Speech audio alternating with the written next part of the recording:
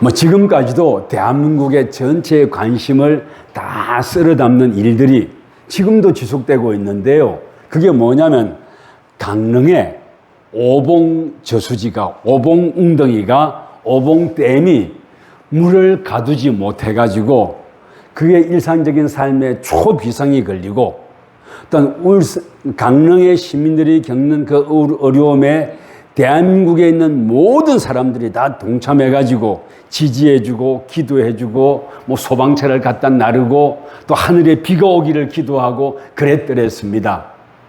그래서 뭐 비가 많이 왔다나요? 비가 와서 뭐 오봉댐에 50% 이상의 물이 찼다고 하는데 맞습니다.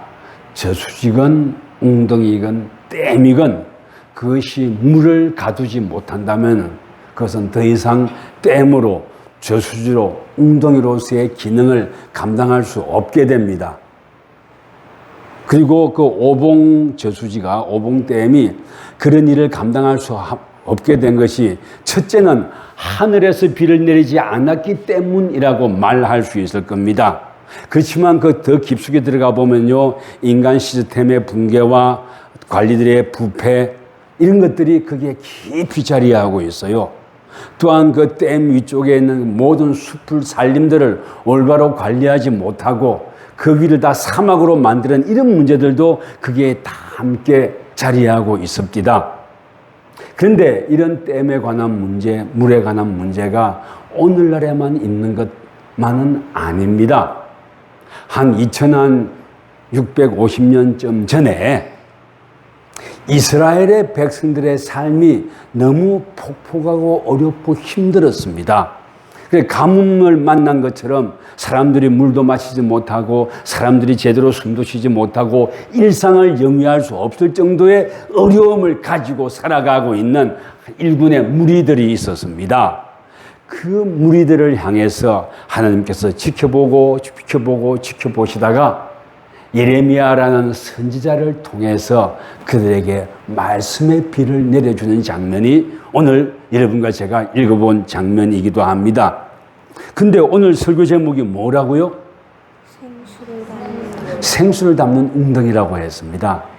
오늘 성경 말씀의 14절에는 물을 가두지 못할 터진 웅덩이들이라고 이스라엘의 죄악상을 그렇게 분명히 말을 하고 있는데 저는 제목을 생수를 담는 웅덩이라고 했습니다.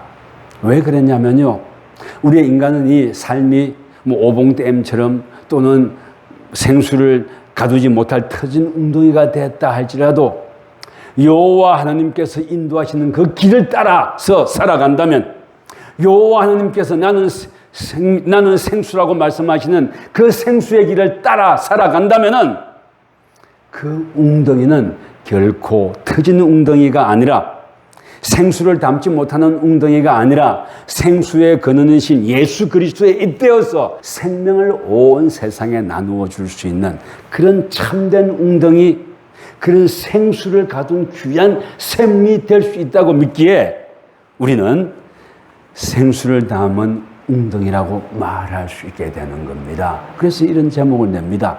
근데요, 이 말씀이 선포되는 그 시대를 보면요, 자, 한번 읽어주실랍니까? 4절 읽어주십시오.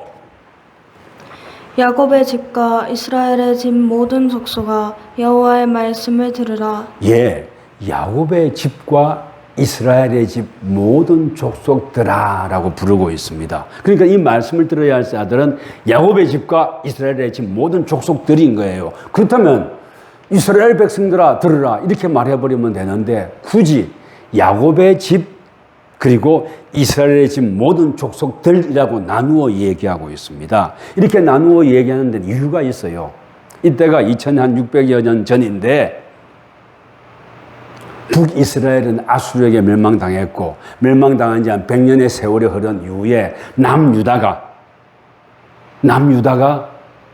하나님의 뜻을 받들어 살아가고 있다고 함에도 불구하고요. 그래서 북이스라엘의 사람들이 아수르에게 점령당하고 나서 남유다로 남은 유민들이 이스라엘의 남유다에 와서 같이 붙었거든요. 그러니까 북이스라엘의 멸망당한 것을 보고 피난해 와서 남유다에서 함께 살아가고 있는 이스라엘 백성들에게 하나님께서 말씀을 주시는 거예요. 그리고 또 그때의 세계 역사나 정세를 보면 어땠냐면요, 이때는 아수르와 고레로부터 강대국이었던 이집트와 또 신흥 강제로 떠오르고 있는 바벨론이 각축하던 그런 시대였습니다. 꼭 우리 한국의 주변하고 비슷하죠.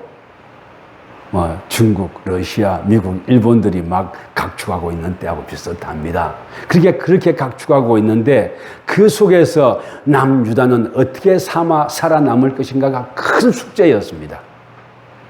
대한민국도 그렇지 않습니까? 어떻게 살아남을까가 큰 숙제잖아요.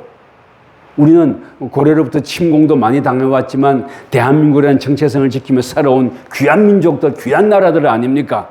그 속에는 그 중심을 가만 파고 들어보면 우리는 감히 이렇게 고백을 합니다. 예수 그리스도의 은혜였다고.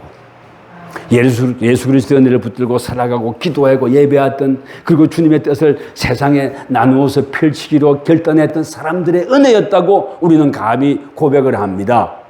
근데 하나님께서는요, 2600여 년 전에 남유다와 북이스라엘의 유민들이 살아남아서 이끌어가고 있는 남유다에게 지금 하나님께서는요, 말씀하고 있는 거예요. 너희들이 살아가는 것이 고단하고 어렵고 힘들더냐? 그래서 거기서 어떻게 살아남느냐가 이스라엘, 남유다, 북이스라엘의 초미의 관심사였던 거예요. 그리고 남유다가 가만 살다 보니까요, 출애굽할 때는 하나님께 지켜주셨는데, 그 광야에서 지켜주셨는데, 가나안 땅에 들어와 보니까 먹고 사는 방식이 바뀌거든요. 뭐냐면 농경산업을 하는 거예요. 그전에는 유목민이었는데, 그래 가만 보니까 광야에 살 때는 하나님 신이 지켜줬지만 이 가나안 땅에 들어오면 그 하나님 신이 지키는 것이 아니라 그 지역에 대대손손 사자손손 살아왔던 아수르라든가 애굽이라든가 또 다른 쪽에서 올라온 바벨론이나 이런 나라를 가만 보니까요, 다 정착 농경민들이에요. 삶을 살아가는 방식들이 달라요. 그 사람들은 가만 지켜보니까 어떠냐면은 어려움을 당하고 그럴 때 이스라엘 백성들은 여호와 하나님을 찾았지 않습니까? 근데 이집트라든가 아수르라든가 지금 신흥강대국 바벨론 같으면은 그들의 생활 패턴은 여호와 하나님을 찾는 것이 아니라 저희들의 바알신을 찾는 거예요. 그래서 바알신을 찾아가지고 바알신이 우리에게 하늘의 비도 내려주고, 강릉의 오봉댐 하늘의 비를 내려줘야 그게 끝나더라고요. 그래서 이 바알신이 하늘의 비도 내려주고, 바알신이 우리의 목에 숨도 붙들고 있고, 바알신이 우리를 먹고 살게 한다는 그것을 그 주변에 있는 걸 보고 배우는 거예요. 그걸 보고 배우는 거예요. 여호와 하나님 신이 최고가 아니네? 바알 신이 더 힘이 있는 것 같네? 그러면서 이스라엘 백성들은 암암리에 여호와 하나님 아버지를 섬긴다 하지만요, 물신, 그리고 먹고 살게 하는 신, 바알 신을 숭배하기 시작했던 겁니다. 또 이 바알 신의 특징은 뭐냐면요, 그들의 바알 신전 이런 데 가면요, 여러분들 하나님 신은 어떠신 분입니까? 우리 창세기 1장 1절 우리하고 또 그 뒤에 부분도 하나님의 문화명령도 했는데, 하나님께서는 인간을 창조했을 때 그 속에 여호와 하나님의 형상을 불어넣었다 했습니다. 사람은 다 평등하고 누구나 하나님 앞에 귀한 존재라는 것을 증명하는 것이 여호와 하나님이에요. 근데 바알 신이나 이런 신들은 어떻습니까? 인간을 창조한 이유가 뭐라고요? 부려먹으려고, 자기는 제사 받아 먹으려고. 그래서 인간은 아무것도 아닌 걸로 창조하는 거예요. 그렇게 했음에도 불구하고 신이나 또는 왕이나 이런 귀족들이나 제사장들은 그 속에 희미하나마 그 바알신의 흔적이 있기 때문에, 그래서 인간을 계급을 두는 겁니다. 왕과 귀족이나 이런 자리는 높고 일반 농민들의 이런 사람은 낮고, 그래서 차별성을 둬요. 그래가지고 층을 나누는 겁니다. 근데 이 부분이 여호와 하나님 신과 바알 신의 치명적인 차이점이에요. 하나님은 인간들에게 당신의 형상까지 불어넣어가면서 그 인간을 사랑하고 스스로 자존이 아니라 서로 하나님 아버지의 마음을 알아서 돌보고 사랑하고 배려하고 아끼며 하나님 신이 어떤 분인지 알고 그 하나님 신을 붙들고 세상을 돌파해 주기를 기대했는데 그건 다 잃어버리고 바알 신을 섬기는 거예요. 여러분, 이 계급이 있다는 것, 차별을 둔다는 것은요, 공동체를 깨뜨리는 일입니다. 한 나라가 멸망할 때는요, 밖에서 침입해서 멸망한다기보다 사실은 내부적으로 부패하고 썩어가지고 밖에서 펑 걷어차면은 썩은 대문이 무너져서 펑하고 무너져서 나라가 멸망한다고 그래요. 역사가들이 하는 얘기입니다. 그 나라가 내부적으로 썩을 때 뭡니까? 차별, 부패, 온갖 잘못된 것들이 나라에 꽉 차기 때문에 그런 거예요. 그런 과정에 있어서 지도자들이나 또는 그런 과정에 영적인 지도자들이 올바로 가르치지 아니하기 때문에 멸망하는 거예요. 그런데 하나님 신께서 보니까 예레미야를 통해 가지고 너희들이 바알 신을 숭배하고 그래서 나의 이름을 부르고 나의 뜻을 찾지 아니하고 우상을 섬기느냐? 목에 풀칠하는 것도 굉장히 중요하다. 그러나 목에 풀칠하고 했던 것도 여호와 하나님 신이 아니었더냐? 그리고 또한 인간들이 소중한 줄 알고 귀한 줄 알고 서로 아끼며 영생을 바라보고 살아가게 한 것이 여호와 하나님이지 않았더냐? 그 하나님이 살아계시고 오늘날도 너희들을 지켜보고 계신데 왜 그 하나님을 버리고 그 하나님을 외면하느냐? 그 하나님의 가르침을 다 버려버리고 차별하고 서로 이기적인 내 욕심만 이렇게 챙기는 세상으로 가려고 하느냐 하는 이런 것이 지금 오늘 이 말씀 속에 들어있는 겁니다. 그래서 내 백성이라고 할 때는 내 백성은 누구냐면은 하나님께서 선택하여 세운 사람들입니다. 여기서 선택하여 세웠다는 것은요, 차별하는 의미가 아니에요. 온 세상을 구원하기 위해서 당신의 은혜로, 당신의 복음으로, 십자가의 능력으로 영원한 구원을 얻어가지고 그 구원의 은혜를 이 세상에 전하며 살아가기로 결단하는 사람들을 두고 내 백성이라는 거예요. 하나님의 가르침을 따라가며 주님을 예배하며 살아가기로 결단하고 세상이 아무리 변화가 되고 어렵고 한다 할지라도 먹고 사는 삶의 방식이 달라지고 저마다 달라진다 할지라도 여호와 하나님이 나의 구주인 줄 알고 살아가는 백성들을 두고 내 백성이라고 부르고 있는 거예요. 근데 그 내 백성이라고 불리던 사람들이 막 뼈아픈 배신을 하는 거예요. 그게 생수의 근원이신 하나님을 버린 거였던 겁니다.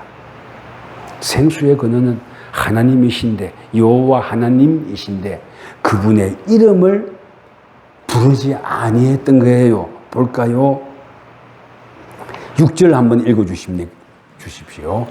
그들이 우리를 애굽 땅에서 인도하여 내시고 광야 곧 사막과 고덩이 땅 건조하고 사막에 그늘진 땅 사람이 그곳으로 다니지 아니하고 그곳에 사람이 거주하지 아니하는 땅을 우리가 통과하게 하시던 여호와께서 어디 계시냐 하고 말하지 아니하였도다. 예, 하나님의 말씀이요. 어떻게 보면은 애잔하기까지 합니다. 뭡니까? 여호와께서 어디 계시냐 하고 왜 말하지 않았더냐? 너희들은 왜 나를 기억하지 아니하고 나를 잊어먹었느냐? 너희들의 삶의 어려운 구렁텅이로 갈 때 여호와께서 어디 계시냐? 광야에서와 우리를 지켜줬던 그 여호와 하나님 어디 계시냐고 왜 나를 찾지 않았냐고 지금 물어보고 있는 거예요. 사는 게 고단하면은 여호와 하나님이 어디 계시냐 하고 묻지 않게 될까요? 나에게 생수를 주는 것이 내 삶을 유지할 수 있게 하는 것이 또는 내 목에 숨을 붙어 있게 하는 것이 여호와 하나님이 아니라 직장이고 또 나의 직장 상사고 또는 나의 의료보험이고 그렇기 때문에 여호와 하나님을 잃어버리는 걸까요? 적어도 2600년 전에 남유다와 북이스라엘의 유민들이 모여서 요 당시 살아갈 때는요 여호와 하나님을 잃어버리고 여호와 하나님의 이름을 부르지 아니하고 그 아수르나 애굽 이집트나 지금 신흥강국 바벨론 식의 삶이 그들이 믿는 신이 우리를 구원해 준다고 믿었던 때였던 것 같아요. 그러니까 그게 굉장히 가슴 아팠던 겁니다. 왜? 진실은 여호와 하나님이 우리에게 생명이 되시는데 그 참된 생명을 잃어버리고 살아가는 것이. 근데요, 그렇다면 왜 바알신을 섬겼냐고 질문한다면 바알신은요, 굉장히 이기적인 겁니다. 이기적이에요. 내 욕심을 채운 것을 인정을 해요. 바알신의 특징이. 이 당시 고대 근동의 신들의 다른 우상들의 특징이 뭐냐면 나의 이기심, 나의 욕심을 채워가는 그거를 인정하는 것이 우상들의 특징이에요. 그러면 어떻게 됩니까? 끊임없는 경쟁이 되겠죠. 만인에 대한 만인의 투쟁이 되겠죠.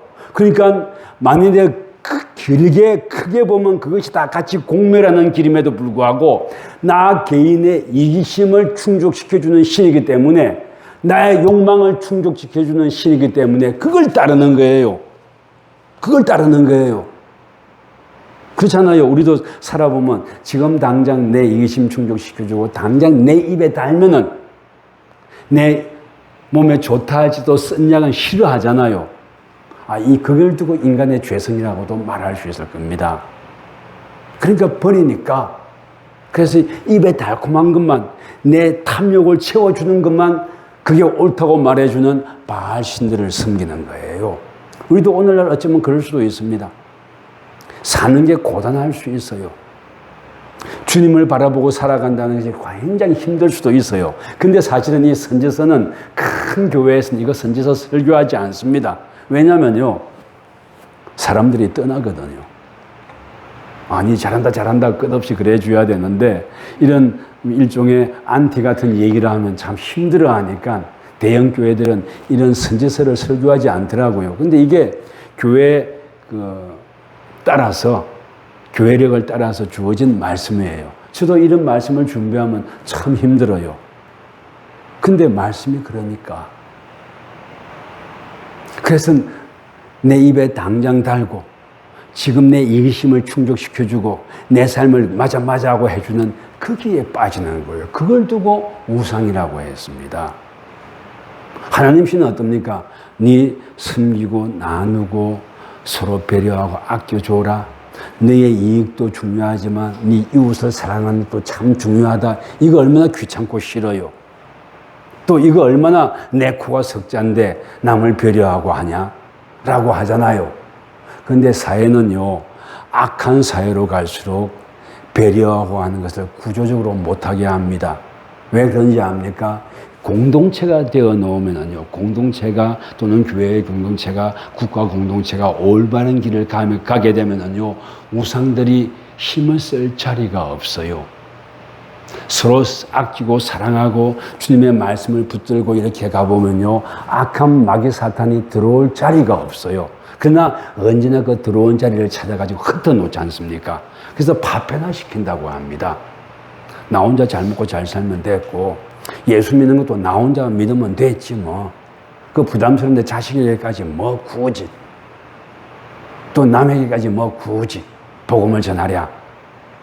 그런 게 있고요. 또 복음을 전하는 것이 쉽지는 않거든요. 저도 금요 기도회 하다가 짧은 간정이 아니라 고백을 했는데 복음 전하는 게 쉽지는 않아요. 어떤 데는 실망이 될 때도 있어요. 그래서 그런 걸 다 놔버리고 싶은 때도 있어요.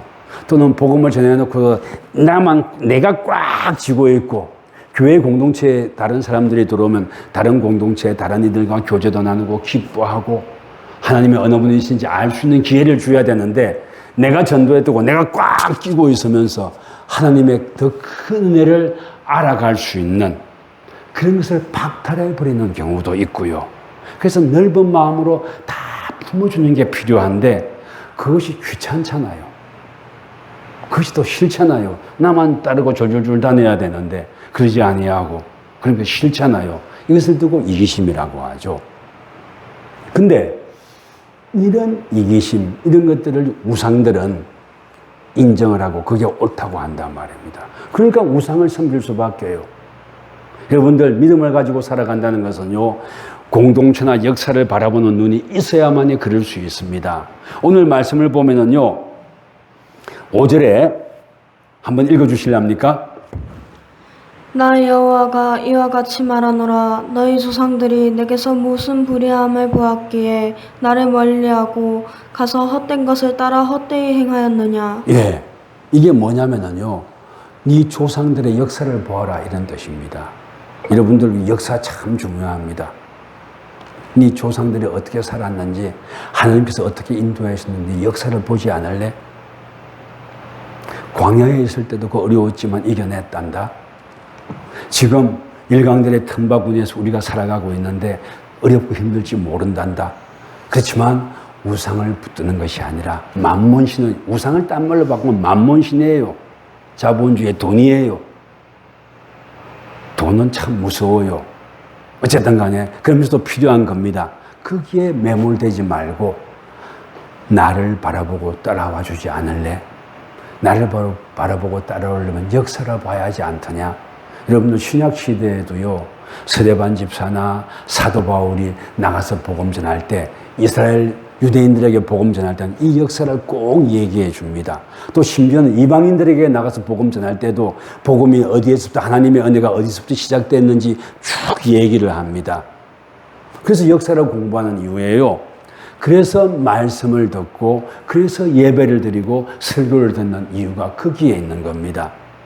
지금 당장 코앞에 것만 집중하지 말고 멀리 봐주지 않을래? 교회 공동체를, 사회 공동체를, 또 가정의 공동체를 봐주지 않을래? 그리고 그 공동체를 위하여 한 번 더 기도해 주지 않을래? 아, 이런 말 하면 이거 목사님 무슨 그런 캐캐 9세대의 옛날 얘기합니까 싶을 거예요. 근데 이게 진실인데 어떡합니까? 성경이 그렇게 말하고 있는데 역사를 돌이켜보고 네 삶을 돌이키고 그 모든 역사 속에서 여호와 하나님께서 어떻게 역사하셨는지, 어떻게 너희들을 지켰는지 보지 않을래? 라고 말씀하고 있지 않습니까? 그래서 예레미야 선지자가 남유다 2600여 년 전에 남유다에게 이 얘기를 하는 거예요. 그리고 심지어는 그 당시 어땠습니까? 보니까요, 8절 한번 읽어주십니까? 제사장들은 여호와께서 어디 계시냐 말하지 아니하였으며 율법을 다루는 자들은 나를 알지 못하며 관리들도 나에게 반역하며 선지자들은 바알의 이름으로 예언하고 무익한 것들을 따랐느니라. 예. 사는 게 바쁘고 힘들다고, 고단하다고, 여호와 하나님께서 어디 계시냐 찾지도 아니하고, 그분의 이름도 부르지 아니하고, 또 율법을 다루는 자들은 나를 알려고 하지도 않았대요. 오늘날 한국 상황하고 너무 같아요. 뭐 통일교, 신천지, 또 몇몇 이상한 목사들 똑같아요. 율법을 다룬 자는 나를 알지 못하며 관리들도 나에게 반역하며, 관리라고 되어 있어요. 왕, 관리 이런 뜻입니다. 그러니까 남유다를 이끌어가던 그런 관리, 왕이죠. 이들도 나를 반역하며 선지자들은 바알의 이름으로 예언하고, 하나님 네 까불면 나한테 죽어? 이런 말하고 비슷하다는 뜻이에요. 그리고 무익한 걸 따랐대요. 이런 때일수록 하나님이 어떤 분이신지 알아가지고 찾아봐야 하지 않겠느냐. 그래서 내 백성들이 이렇게 하고 있는데 그러므로 내가 너희들을 버리고 죽이겠다고 말씀하시는 분 아니에요. 예레미야를 통해서 이 말씀을 하실 때는 왜 말씀하시겠습니까? 그럼에도 불구하고 너는 내 백성이다. 사랑하는 내 아들이다. 사랑하는 내 딸들이다. 사랑하는 나의 공동체들이다. 내가 너희들 지키겠다. 는 뜻이 하나님의 강력한 의지인 겁니다. 볼까요? 9절 읽어주십시오. 그러므로 내가 다시 싸우고 너희 자손들과도 싸우리라.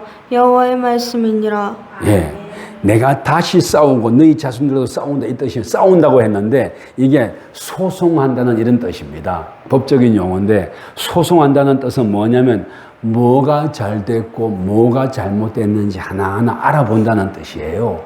그러니까 이스라엘 백성이 잘못했기 때문에 내가 너를 벌 줘서 죽이겠다는 것이 아니라 나랑 같이 한번 소송해보자. 나랑 같이 대화해보자. 나랑 같이 어디서부터 시작이 잘못됐는지만 알아보자. 그리고 어디서부터 잘못됐는지 알아가지고 한번 돌이켜보자. 내가 너희들의 하나님이 되고 너희들은 나를 하나님으로 삼아서 이 세상을 살아가 보지 않을래 하고 부탁하고 있는 거예요. 그러니까 소송해보자. 소송하는 이기겠다는 뜻이 아니라 어디서부터 시작이 잘못됐는지 한번 돌이켜보자. 한번 회개해보자. 이런 뜻이 여기에 담겨 있는 거예요. 우리 오늘날 우리의 삶하고 얼마나 이렇게 같은지 모르겠습니다. 우리도 어디서부터 뭐가 잘못됐을까? 하나님이 우리를 지켜주시고 그럼에도 불구하고 내가 어디에서부터 삐끗했을까 한번 돌이켜보자는 거예요. 나 혼자 구원받고 사는 것이 아니라 공동체를 위하여, 자녀들을 위하여, 하나님 나라를 위하여, 대한민국을 위하여, 크게 말해볼까요? 조금 허풍스러운 것 같기도 해요.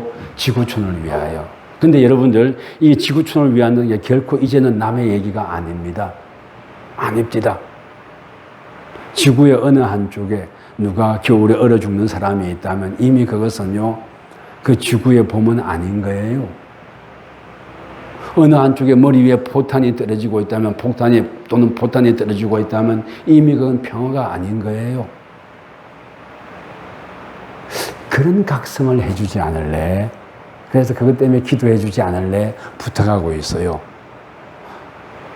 이 성경이요, 역사를 보고 예언서를 보면 이런 깊은 뜻이 있는데 우리가 그걸 너무 축소해버렸어요. 예수 믿고 구원받고 죽어서 천당 가는 걸로 막 축소해버렸어요. 세상에 대한, 사회에 대한, 자녀에 대한, 또 이웃에 대한, 심지어는 교회에 대한 책임도 져야 하는 거예요. 이런 것들을 한번 돌이켜보라고 우리에게 말하고 있습니다. 너 하늘아, 이 일로 말미암아 놀라라 그랬습니다. 여기 너 하늘아 할 때는 일종의 비유죠. 온 세상아, 잘못된 것에 대해서 돌이키고 놀라라 이런 뜻입니다. 심히 떨지어다 두려워할지어다 여호와의 말씀이다 그랬습니다. 이게 12절이에요. 그리고 내 백성이 두 가지 악을 행했다고 말합니다. 두 가지 악을 행하기 때문에 심판받아서 죽어야 된다고 말하는 건 절대 아닙니다.